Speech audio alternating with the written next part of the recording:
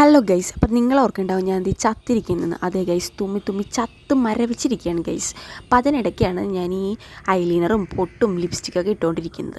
അവസാനത്തെ തുമ്മലിനിടയിലാണ് ഞാൻ ബിരിയാണി എന്ന ഇതിഹാസത്തിനെക്കുറിച്ച് ഞാൻ ഓർത്തത്. പിന്നെ ഒന്നും നോക്കിയില്ല, അമ്മേനെയും കാത്തുള്ള നിപ്പാണ് എൻ്റെ ഇത്. അവസാനം എൻ്റെ ക്ഷമയ്ക്കൊടുവിൽ അമ്മ വന്നിരിക്കുകയാണ്. അങ്ങനെ ഞാനും അമ്മയും നേരെ വണ്ടി എടുത്ത് തൊട്ടടുത്തുള്ള വളപ്പിലെ മാഞ്ഞാലി ബിരിയാണി ഹൗസിലേക്കാണ് ഞങ്ങൾ പോയിക്കൊണ്ടിരിക്കുന്നത്. ഇവിടെ ചിക്കൻ ബിരിയാണിക്കും ബീഫ് ബിരിയാണിക്കും ഏകദേശം സെയിം റേറ്റ് തന്നെയാണ്, 140 ആ. 140 രൂപയ്ക്ക് കിട്ടിക്കാച്ചി ബിരിയാണിയാണ് ഇവർ നമുക്ക് തരുന്നത്. ബിരിയാണി നിന്ന് പകുതി ആയപ്പോഴാണ് വീഡിയോ എടുക്കുന്നുള്ള കാര്യം ഞാൻ ഓർത്തത്. 140 രൂപയ്ക്ക് കിണ്ണം ബിരിയാണി ഒരു രക്ഷയില്ല, കിട്ടിക്കാച്ചി ഐറ്റം.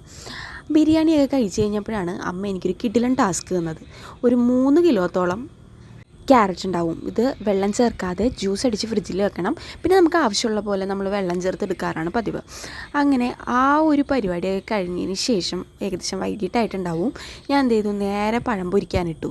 അപ്പോൾ നല്ല മൊരി എന്നുള്ള പഴംപൊരിയും പിന്നെ അതേപോലെ തന്നെ പഴംപൊരിക്ക് കൂട്ടായിട്ട് എന്നത്തെയും പോലെ സ്പെഷ്യൽ കാപ്പിയാണ്. അപ്പോൾ ആ ഇടയ്ക്കാണ് പുറത്ത് വല്ലാത്തൊരു സൗണ്ട് കേൾക്കുന്നത്. നോക്കിയപ്പോഴോ നല്ല കിടുക്കാച്ചി മഴക്കോളുണ്ട് പുറത്ത്.